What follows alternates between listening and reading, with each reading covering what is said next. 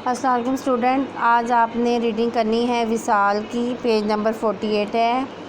حجۃ الوداع سے فارغ ہو کر آپ صلی اللہ علیہ وسلم مدینہ منورہ تشریف لے آئے۔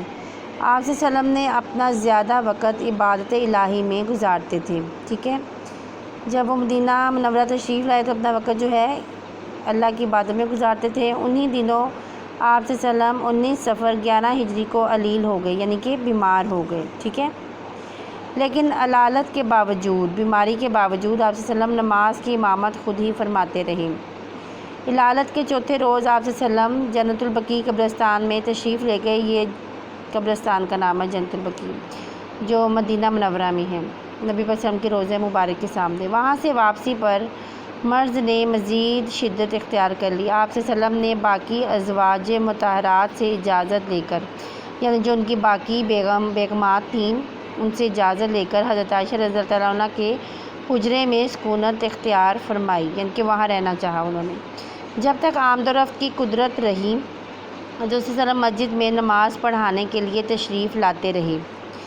سب سے آخری نماز جو آپ صلی اللہ علیہ وسلم نے پڑھائی وہ مغرب کی نماز تھی۔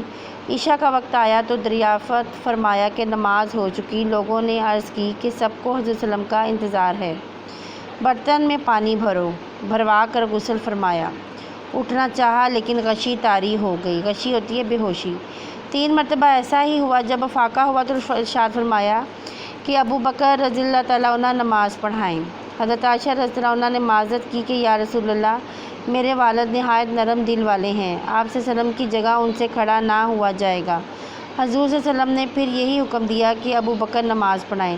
چنانچہ 3 دن تک حضرت ابو بکر صدیق نے نماز پڑھائی۔ ایک دن طبیعت ذرا سنبھلی تو غسل فرمایا۔ حضرت علی اور حضرت عباس رضی اللہ عنہ کے سہارے مسجد میں تشریف لائے۔ حضرت ابو بکر صدیق نماز پڑھا رہے تھے تو آپ صلی اللہ علیہ وسلم کی آواز سن کر پیچھے ہٹنے لگے۔ آپ صلی اللہ علیہ وسلم نے اشارہ سے منع کر دیا اور ان کے پہلو میں بیٹھ کر نماز ادا کی۔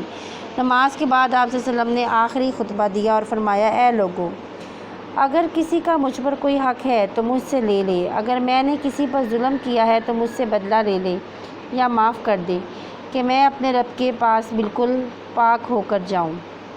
دیکھیں ہمارے نبی کی شان کہ انہوں نے لوگوں سے خود کہا کہ اگر کسی کا حق ہے تو ابھی مجھ سے لے لے، اگر میں نے کسی پہ ظلم کی، جبکہ وہ کسی پہ کیا ظلم کر سکتے تھے؟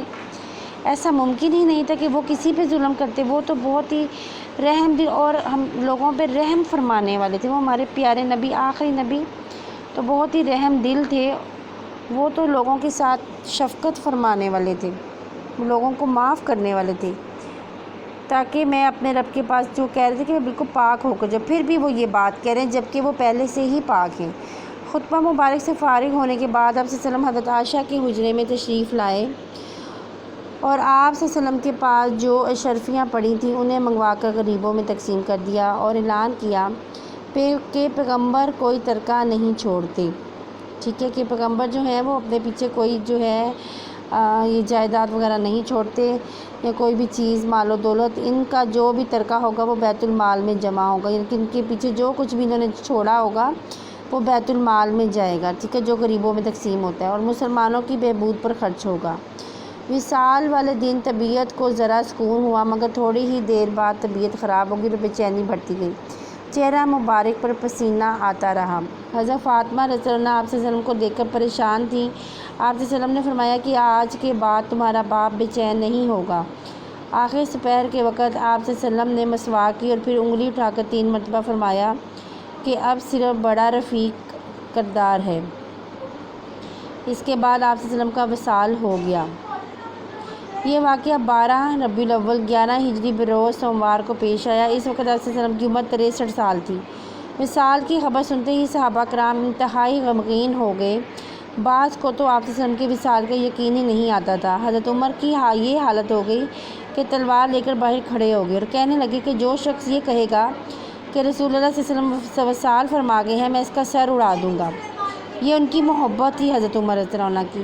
اس دوران حضرت ابو بکر صدیق اندر تشریف لے گئے اور رسول اللہ صلی اللہ علیہ وسلم کی زیارت کرنے کے بعد باہر آئے اور ایک مختصر سا خطبہ دیا، جس سے حضرت عمر فاروق رضی اللہ عنہ کو وصال کا یقین آ گیا۔